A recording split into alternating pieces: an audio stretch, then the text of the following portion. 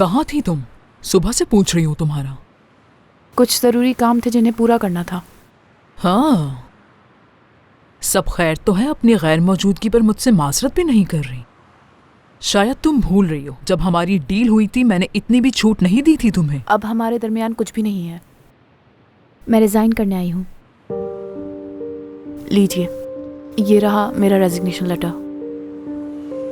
क्या हुआ है सलीम? ये सब क्या है? बस मैंने सोचा था शायद आपके करीब रहने से मुराद भी करीब आ जाएगा। ऐसा कुछ नहीं हुआ। मैं हार गई हूँ। ये फैसला गलत साबित होगा तुम्हारा, और ये हुमैरा के लिए कितना फायदेमंद होगा तुम्हें अंदाजा भी है? मुराद को लगता है मैं उसकी जासूसी कर रही हूँ और मुझे ऐसा रिश्ता नहीं चाहिए।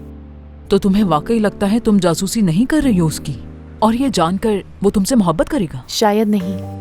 और वैसे भी जबरदस्ती हासिल की हुई मोहब्बत को कोई ज्यादा अरसा नहीं चला सकता। मैं मुराद के जज्बात को नहीं बदल सकती।